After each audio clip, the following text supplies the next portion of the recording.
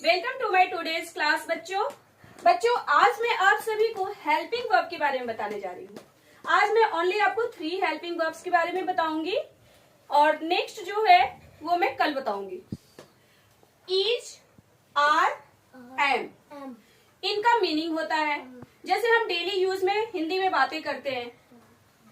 राम जा रहा है, नमन पढ़ रहा है, वह सो रही है, पलक एक लड़की है, आदर्श एक लड़का है। अगर हम एक सिंगुलर की बात कर रहे हैं, अगर एक संख्या एक है तो सिंगुलर, संख्या 2 है या 2 से ज्यादा है तो प्लूरल। सिंगुलर प्लूरल आप सभी ने पढ़ा है।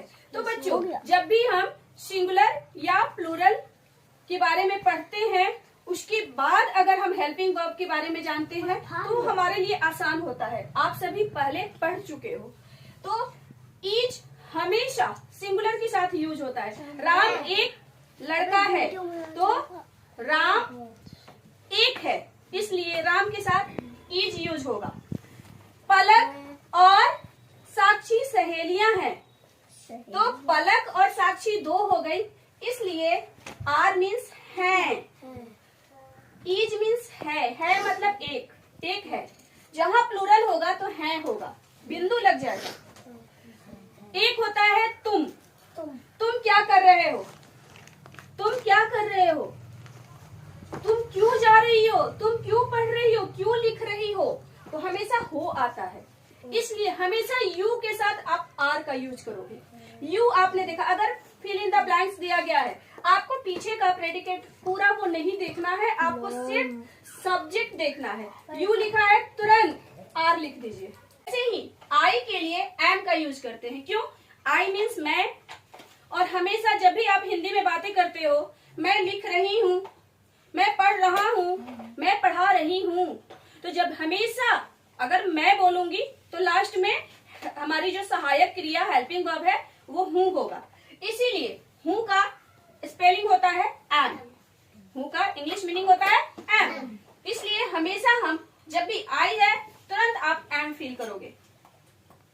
वह खेल रहा है, वह एक लड़का है, वह एक लड़की है, कोई भी है लेकिन एक है तो हम बोलते हैं वह। वे कभी नहीं बोलेंगे, क्यों? क्योंकि उसकी संख्या एक है।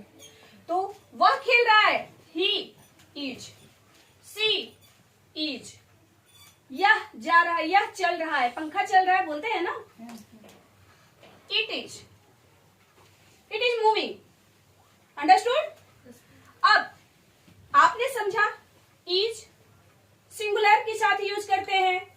राम, अगर हम नाउन पे आ जाएं तो नाउन में जितना भी वर्ल्ड में नेम है, अगर एक नाम यूज करते हैं उसके साथ हम इज करेंगे। Ram is, Shyam is, Mohan is, Palak is, Ayush is, Bhavika is. But Sakshi, Palak और भाविका लिख रही हैं।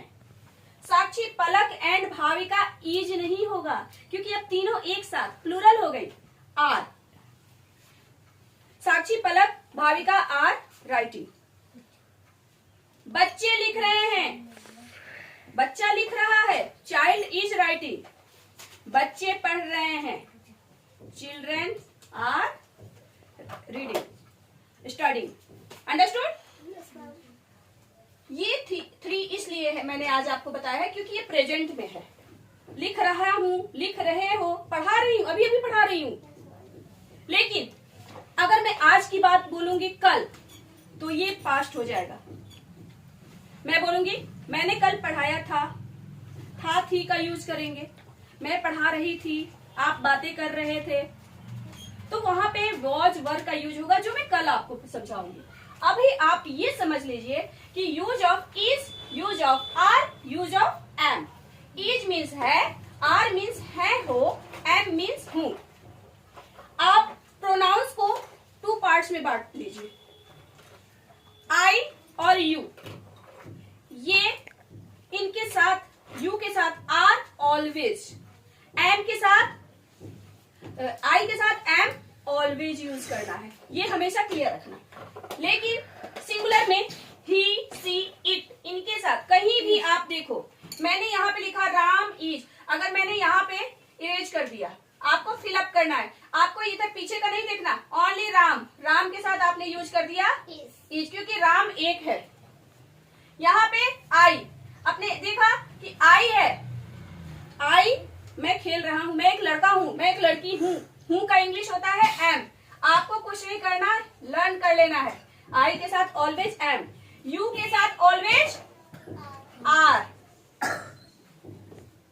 यहाँ पे एक चीज और लर्न करना है, यू, यू के साथ तो आर होता ही है।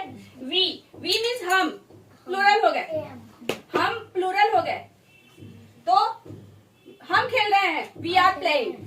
वे खेल रहे हैं, वे हैं, लेकिन एक नहीं है। हम वे इसलिए बोल रहे हैं कि वो थर्ड पर्सन है, वो हमसे दूर है। दो चार लोग खेल रहे हैं, बात कर रहे हैं, लड़ रहे हैं, पढ़ रहे हैं, कुछ भी है, लेकिन दे आर। उनके साथ हम क्यों बोलेंगे? क्योंकि आर हम इसलिए यूज करेंगे, वहां पर एक से ज्यादा है, प्लूरल है, तो हम दे आर यूज करेंगे,